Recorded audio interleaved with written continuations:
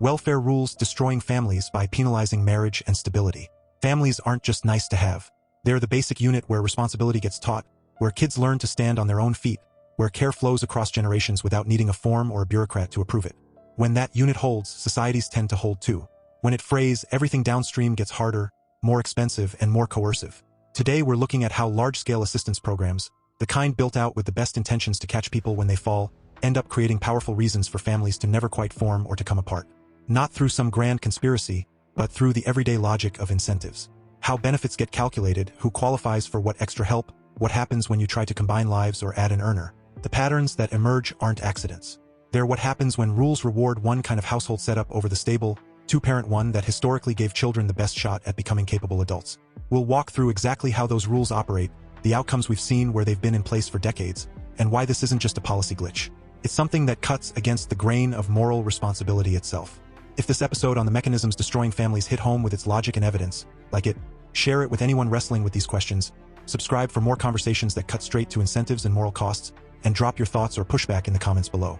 Your engagement keeps the reasoning alive and sharp. Think about it this way. If you design support so that it flows more readily or in greater amounts to a parent raising kids alone, and then you make that support shrink or vanish when another adult joins the household and contributes resources, what do you expect rational people to do? Especially when resources are tight. Marriage or even steady cohabitation starts looking like a financial hit rather than a foundation. The combined income gets counted against the aid, the phase-outs kick in hard, and suddenly the household is worse off on paper than it was when split. That's not theory. It's how means-tested structures work when they treat the household as the unit but load extra advantages onto the single-parent version. People respond. They adjust their living arrangements to protect the flow of support. Over time, that adjustment becomes the new normal in the groups most exposed to these rules. Layer on top of that the way housing help often works. Priority lists or easier access for single parents with children mean that forming a two-parent home can mean losing the roof or the subsidy that was keeping things afloat. The same logic hits other support stacked together: food aid, medical coverage, various credits. Each one phases out at its own thresholds, and when they overlap, the effective loss from adding a partner or a second earner can feel like a massive hidden tax. Small increases in household stability or earnings trigger cliffs where net resources drop. Who walks into that knowingly when kids are depending on the current setup? The result is a quiet pressure against the very commitments that turn two people into a durable team. Now consider what this does to the provider role that used to come with fatherhood or long-term partnership. When the system steps in with resources that don't require that partnership to be intact, the economic glue that once held many marginal unions together weakens. A young man who might have hustled harder, worked steadier, to be the one providing gets the signal that his contribution isn't as essential. In places where these programs scaled up, we've watched labor force attachment among lower-skilled men soften in exactly the periods when family formation among the same groups collapsed. It's not that every individual case follows the same path, but the aggregate pattern is hard to miss. Men who aren't reliably attached to work become less reliable as partners in the eyes of potential mates and in their own self-conception. The family unit loses one of its traditional pillars without anything of equal strength replacing it inside the home. On the other side, the same structures make splitting or never quite committing less costly. Support that continues or even increases after a separation lowers the financial downside for the parent who keeps the children. Divorce or drifting apart stops being the economic catastrophe it once was for many households. Add in the way child-related benefits often attach to the custodial parent without strong conditions tying them to an ongoing two-parent arrangement, and you get more births happening outside stable unions. The numbers tell part of the story.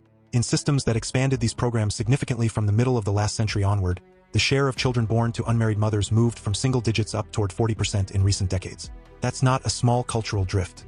It's a reordering of how families get started, and the support rules played a visible part in making the non-marital path more viable on paper.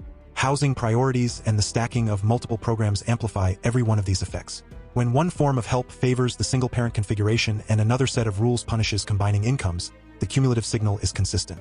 Stay apart or split, and the safety net holds more firmly. Try to build the traditional unit, and it frays at the edges financially. Administrative layers make it worse.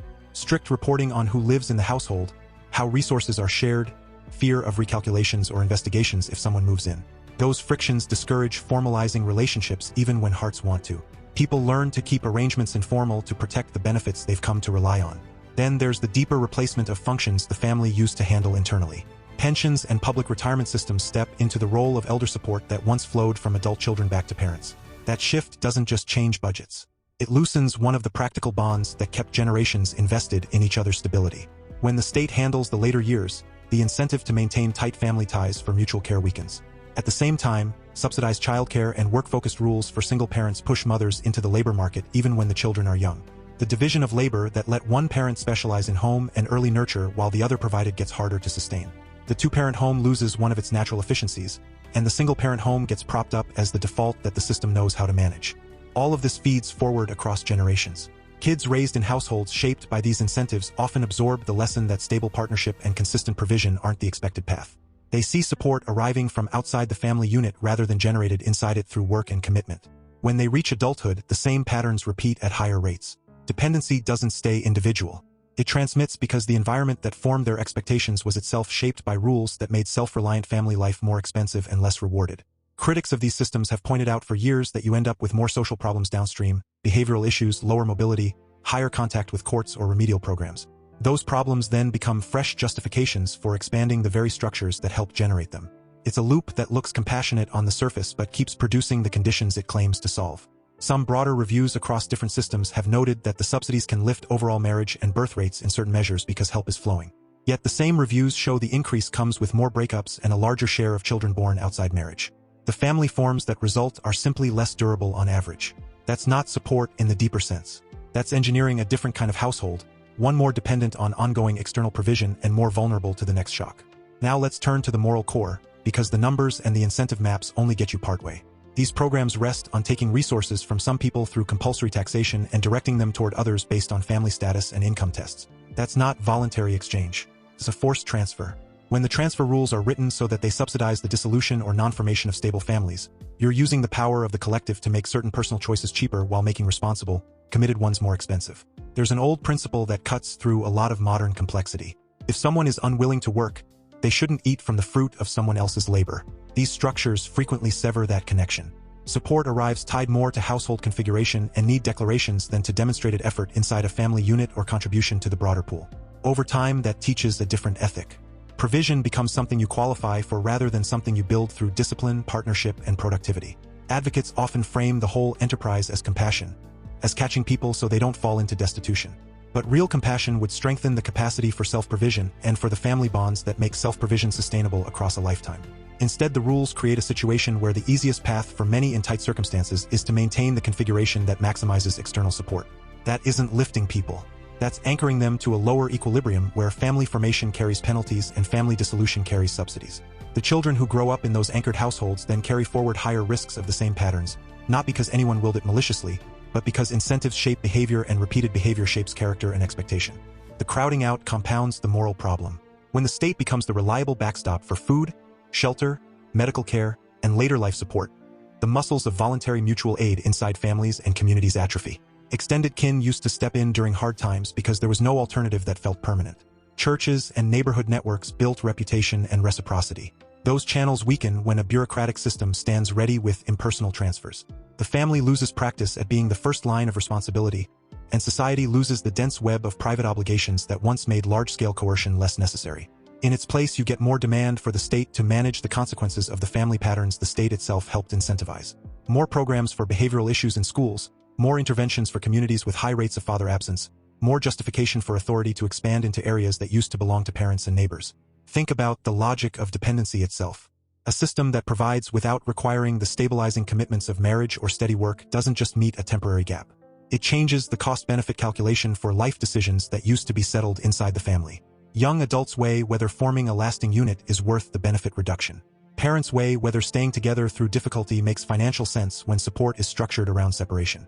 The answers the rules point toward accumulate into the cultural shift we've measured in rising non-marital births and falling durability of unions among the groups most touched by the programs. That isn't liberation from old constraints. That's a new set of constraints, ones that reward fragmentation and penalize the very institution that turns dependent children into independent adults. The vicious cycle closes when you notice what happens next. Higher rates of single-parent upbringing correlate strongly with poorer average outcomes for children on every dimension that matters for long-term self-sufficiency.